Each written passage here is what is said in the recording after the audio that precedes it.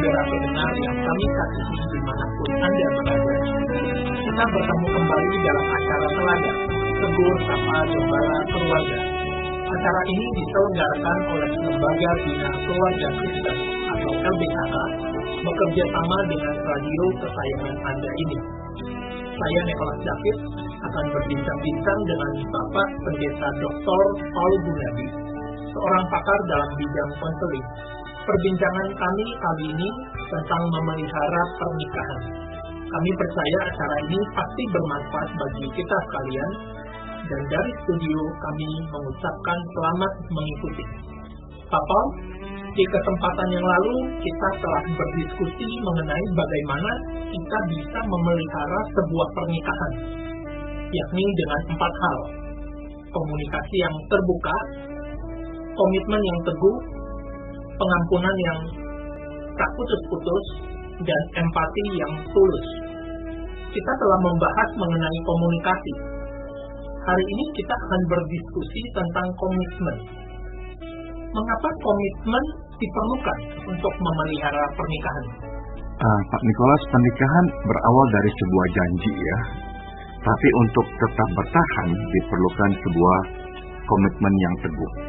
Bila janji mencerminkan tekad, maka komitmen menjadi bukti tekad atau pemenuhan janji itu.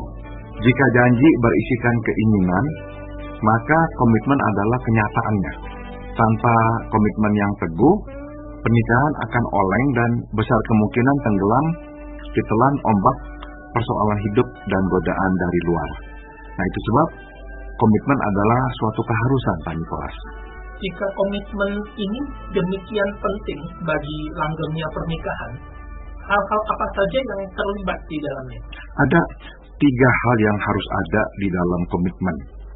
Pertama adalah penerimaan diri pasangan, kedua pilihan untuk tinggal, dan ketiga pertanggungjawaban kepada Tuhan. Mari kita lihat ketiga unsur ini satu persatu. Pertama, kita harus bersedia menerima pasangan apa adanya, kelebihannya dan kekurangannya. Nah, sudah tentu adalah mudah ya menerima kelebihan pasangan karena kelebihan pasangan biasanya berarti keuntungan buat kita. Sebaliknya, tidak mudah untuk kita menerima kekurangan pasangan sebab kekurangannya berarti kerugian dan pengorbanan kita. Nah, komitmen yang teguh adalah komitmen untuk menerima pasangan secara utuh. Saya berikan contoh, jadi misalkan pasangan kita itu orangnya rapi, ya bisa mengingat. Nah, kita ini diuntungkan dengan kelebihannya itu. Kalau ada apa-apa dia yang rapikan, kalau ada apa-apa dia yang ingatkan. Tapi memang akan susah kalau kita ini menikah dengan orang yang kebalikannya, yaitu susah sekali rapi, berantakan sekali, dan suka sekali lupa. Nah, akhirnya kita yang mesti jadinya tuh merapikan semua yang sudah dia tinggalkan, dan kita yang terus harus mengingatkan. Kita sendiri udah capek dan banyak harusnya yang kita ingat, tapi gara-gara dia itu suka lupa, jadi kita mesti ingatkan dia. Jadi apa yang terjadi pada hidupnya kita harus ingat. Nah, sekali lagi jadinya akhirnya ya kita ini kesal ya. Jadi memang nggak begitu gampang untuk menerima kekurangan pasangan. Nah, komitmen yang teguh adalah komitmen untuk menerima pasangan secara utuh. Pertanyaannya adalah, jadi kalau begitu apakah boleh kita menuntut perubahan atau perbaikan? Ataukah ya udahlah kita terima pasangan apa adanya dan kita nggak boleh membuka mulut untuk mengeluarkan tuntutan kita? Jawabannya adalah boleh. Apalagi bila kekurangan pasangan bermuatan dosa atau berpotensi merugikan keluarga secara keseluruhan. Jadi tidak apa kita menuntut pasangan untuk misalkan meninggalkan meja judi, atau tidak lagi menggunakan narkoba, atau berhenti mabuk-mabukan. Sehingga kata kita boleh menuntut pasangan untuk bertobat. Nah, mungkin sekarang kita bertanya, jika demikian, kapankah kita menerimanya apa adanya?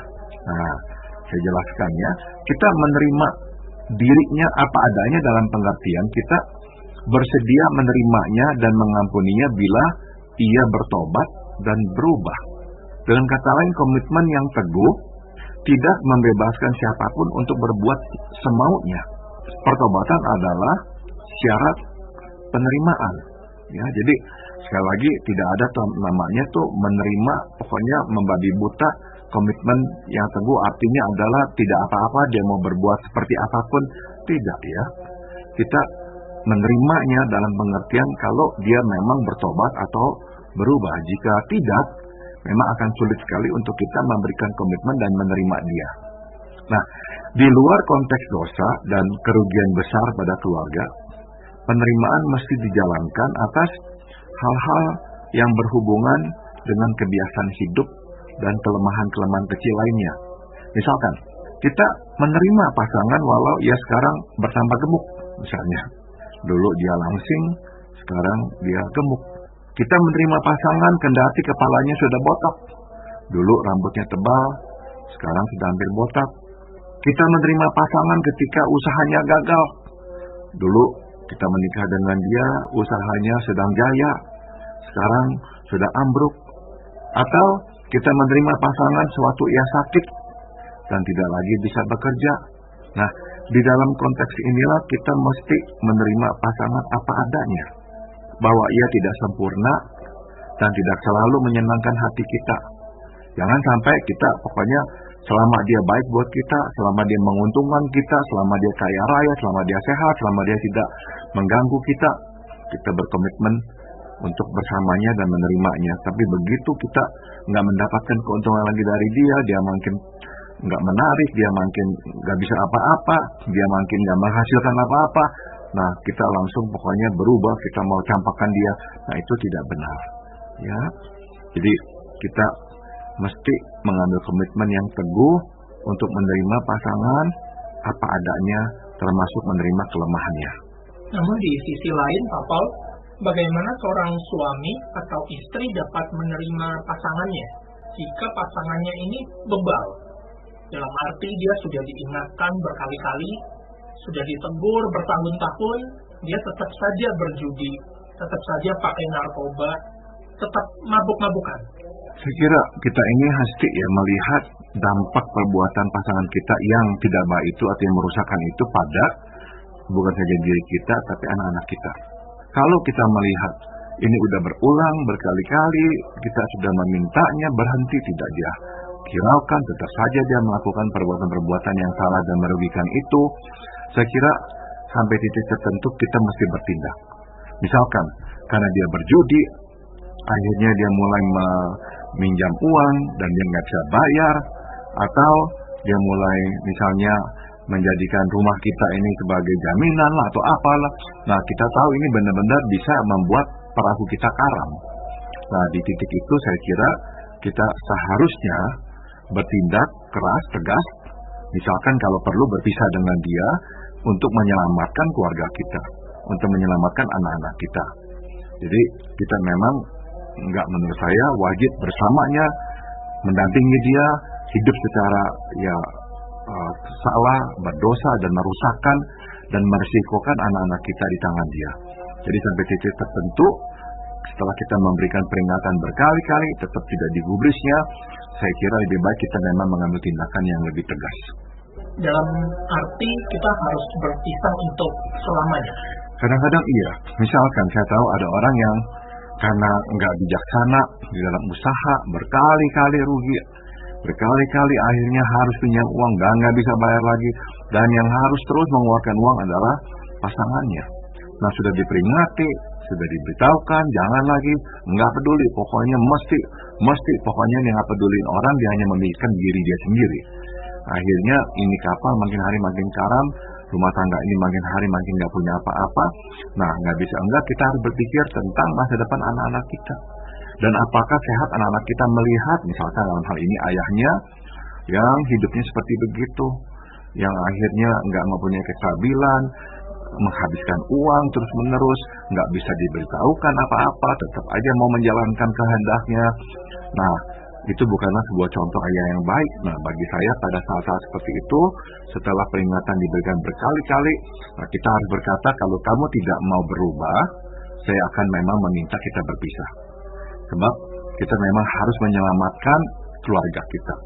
Kita nggak bisa menyelamatkan dia yang nggak mau diselamatkan, tapi kita masih menyelamatkan tanggung jawab kita, yaitu anak-anak kita. Namun tadi Pak Paul sempat katakan bahwa di dalam membangun komitmen yang teguh ini juga perlu ada pilihan untuk tinggal. Mungkin Pak Paul boleh jelaskan lebih lanjut bagaimana untuk menjalankan hal ini. Komitmen yang teguh dimungkinkan dan dibuktikan sewaktu kita mempunyai alternatif selain pasangan. Komitmen yang teguh ditunjukkan tatkala kita memilih untuk tinggal dan tidak meninggalkan pasangan. Kita dan pasangan tidak sempurna. Kita mempunyai kekurangan dan tidak selalu dapat menjadi diri kita yang terbaik. Ada kalanya kita berjumpa dengan orang yang lebih baik dan lebih cocok dengan kita ketimbang pasangan. Nah, di saat itulah kita tergoda untuk meninggalkan pasangan. Godaan makin besar bila kita merasa tidak bahagia dalam pernikahan kita.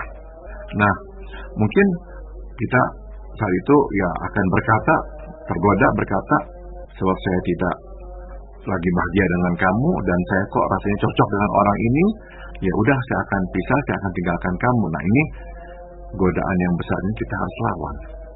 Jadi kita ini tetap berkata kepada pasangan, enggak, saya akan tetap bersamamu. Nah, suatu pasangan menyadari kekurangannya dan melihat adanya orang lain yang lebih baik daripadanya dan mungkin pula lebih serasi dengan kita daripadanya. Nah, pada umumnya dia akan merasa nggak aman kan ya. Dia mulai merasa terancam, dia takut tidak lagi dikasihi. Nah, jadi betapa besar sukacita di hatinya tatkala dia melihat dan menerima peneguhan dari kita bahwa kita tetap memilih bersamanya. Nah, komitmen kita kepadanya menciptakan rasa aman. Dia tahu dia aman dalam pernikahan ini sebab kita telah membuktikan kesetiaan kita kepadanya. Dia melihat kita ini sebetulnya bisa memilih orang lain dan dia sadar dia mempunyai kelemahan, tapi dia akhirnya melihat kita tetap memilih dia. Nah, itu menjadi sebuah peneguhan yang luar biasa bagi dia. Membuat dia merasa sangat aman sebab dia lihat dengan mata kepala sendiri kita sebetulnya mempunyai pilihan yang lain yang lebih baik daripada dia, tapi kita tidak memilih yang lain itu, tapi tetap memilih dia. Nah, ini menciptakan sebuah rasa aman yang sangat besar dalam diri pasangan. Seandainya ada suami istri yang justru sama-sama mempunyai alternatif lain, sama-sama punya sosok idaman yang dirasa lebih cocok ketimbang pasangannya selama ini, bagaimana mereka bisa memilih untuk tetap tinggal?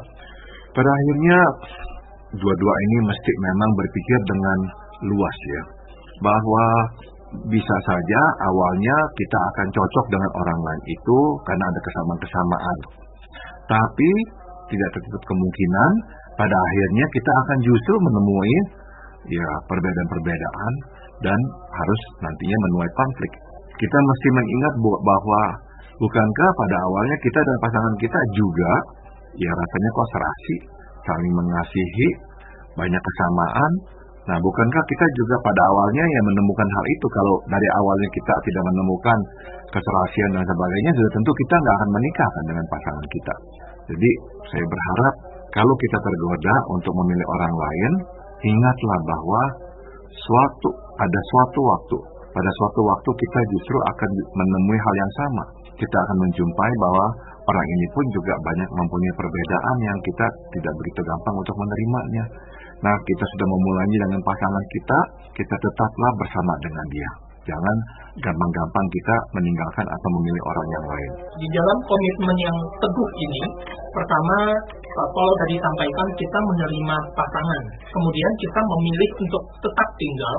Dan ketiga, kita mengingat bahwa pernikahan ini harus dipertanggungjawabkan. Boleh Pak Paul uraikan tentang hal ini? Komitmen yang teguh mengharuskan kita untuk mempunyai seseorang untuk menjadi tempat pertanggungjawaban.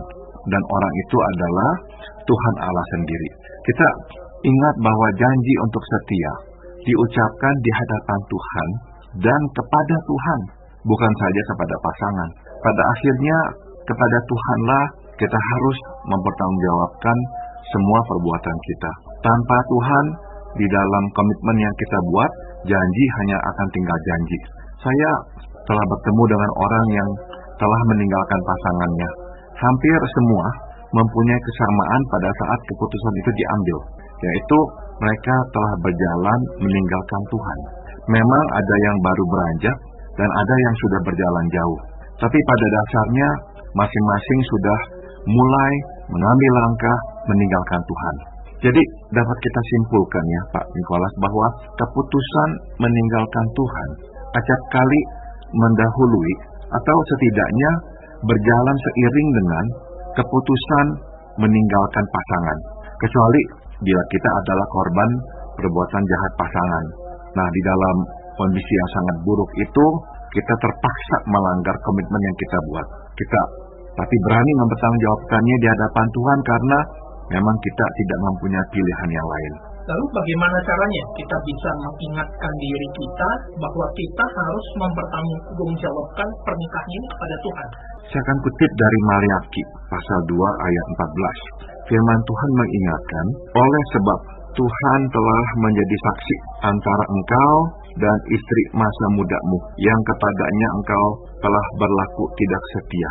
Padahal dia adalah teman sekutumu dan istri seperjanjianmu. Nah, kita lihat di sini komitmen yang kita buat kepada pasangan disaksikan oleh Tuhan. Dan ia, bukan saja pasangan, menuntut pertanggungjawaban kita. Atas dasar inilah kita bertahan dalam segala musim kehidupan untuk tetap setia kepada pasangan. Dan atas dasar komitmen seperti inilah pernikahan terus berdiri dengan teguh.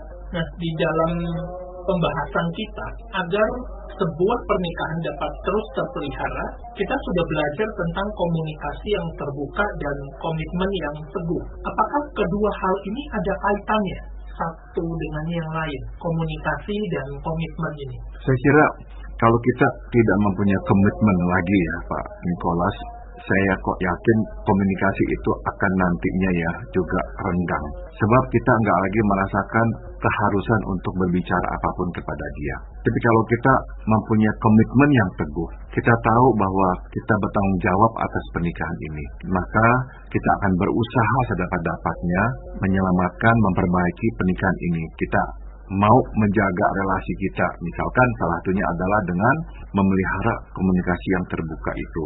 Jadi sekiranya memang berkaitan. Dari sisi satunya, makin kita mempunyai komunikasi yang akrab, yang dalam, yang terbuka dengan pasangan kita, makin kita dekat dengan dia. Makin dekat dengan dia, makin kita merasakan kita adalah satu dengan dia.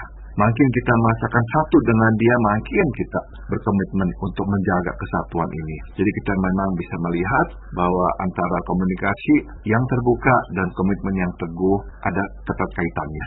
Berdasarkan pengalaman Pak Paul dalam konseling, khususnya dalam hal pasangan meninggalkan yang lain, biasanya dalam kondisi seperti apa yang menyebabkan salah satu pasangan mulai berpikir ingin meninggalkan pasangannya? Apakah itu dari usia pernikahan atau saat seseorang memasuki usia tertentu atau ada hal lain?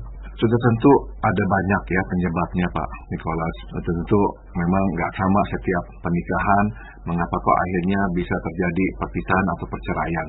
Tapi salah satu memang yang bisa menjadi penyebab adalah bila salah seorang dalam pernikahan itu sudah tidak lagi peduli dengan pasangannya.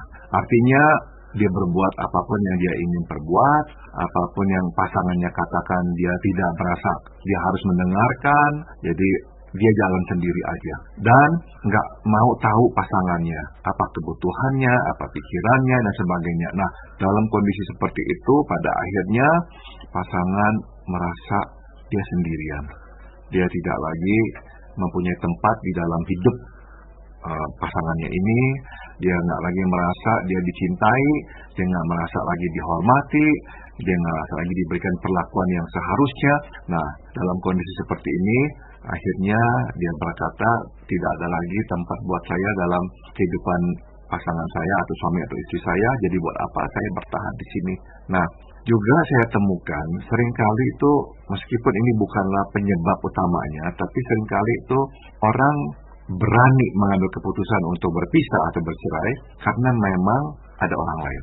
Belum tentu udah ada hubungan perjinahan, belum tentu ya, saya nggak berkata begitu. Tapi biasanya orang itu tuh baru berani mengambil tindakan sewaktu ada orang lain. Dia tahu ada orang yang mendukungnya, maka dia berani untuk mengambil tindakan berpisah dengan pasangannya. Nah, tadi Pak Paul sempat katakan bahwa orang yang meninggalkan pasangan biasanya terlebih dahulu meninggalkan Tuhan. Sebetulnya apa peran yang dapat diambil komunitas rohani dalam gereja untuk semacam mendeteksi ini, kemungkinan ini? Biasanya kita melihat bahwa anggota gereja kita ini atau anggota persekutuan kita ini mulai misalnya menghindar dari persekutuan, pertemuan, biasanya datang sekarang nggak datang lagi. Waktu kita mencoba untuk mengajaknya kembali, kita menghubunginya, dia nggak membalas, dia mendiamkan kita. Nah, itu sebetulnya adalah sinyal-sinyal bahwa dia mulai meninggalkan persekutuan, meninggalkan gereja, dan itu adalah pertanda dia sebetulnya sudah mulai meninggalkan Tuhan. Meskipun karena memang dia nggak akan nyaman ya mengakui dia mulai meninggalkan Tuhan, ya dia akan menolak ya bahwa dia meninggalkan Tuhan. Dia berkata enggak, saya masih ikut Tuhan dan sebagainya. Tapi sebetulnya dia mulai meninggalkan Tuhan. Sebab pada akhirnya kalau kita tahu kita sedang menuju ya ke sebuah keputusan yang kita tahu adalah enggak berkenan kepada Tuhan, kita akan susah kalau kita dekat dengan Tuhan. Maka kita mulai mengambil jarak dengan Tuhan supaya seolah-olah kita nggak akan terlalu susah suatu kita mengambil keputusan itu. Bagaimana pula jika ada pasangan yang sebelumnya tidak mengenal Tuhan, dua-duanya. Kemudian salah satu, misalnya suami percaya kepada Tuhan, tetapi istri tidak mau. Dan makin lama, jurang perbedaan di antara mereka menjadi semakin lebar. Bagaimana seharusnya sang suami melangkah dalam situasi seperti ini? Nah, kalau memang dalam pernikahan sejak awal sudah diketahui bahwa satu memang adalah percaya dan mengikut Kristus, biasanya tidak, dan mereka sudah tahu itu dan mereka memang tetap mau menikah, maka ya saya kira yang sudah percaya itu harus memang menanggung risikonya bahwa pasangannya itu misalkan tidak mau, ya tidak tertarik, tidak berminat untuk menjadi seorang pengikut Kristus atau apa. Nah, dia memang harus menerimanya. Dia nggak bisa lagi memang memaksakan hal itu. Dan ini saya kira penting sebab kalau di tengah jalan dia mulai memaksakan supaya pasangannya ikut Tuhan dan sebagainya, itu memang menurut saya tidak fair. Sebab bukankah engkau sudah tahu sebelumnya suatu engkau mau menikah dengan dia? Bagaimana dengan komitmen yang kita jalani bersama pasangan? Apakah itu harus setiap kali diingatkan atau diperbaharui? Sewaktu kita ini membaca firman Tuhan, waktu kita ini mempunyai pergumulan dalam pernikahan kita, saya kok yakin ya, firman Tuhan itu akan berbicara kepada kita dan akan mengingatkan kita untuk kembali berkomitmen kepada Tuhan dan kepada pasangan kita. Jadi saya percaya 100% Tuhan tidak akan membiarkan kita sendirian tanpa bimbingan dari firman-Nya. Kalau dia lihat kita kok udah mulai memikirkan orang lain dan mulai ya mau beranjak ya keluar dari pernikahan kita, saya kok percaya 100% kalau kita memelihara hubungan yang erat dengan Tuhan, dia pasti akan memperingati kita. Roh Kudus yang ada dalam diri kita akan berbicara.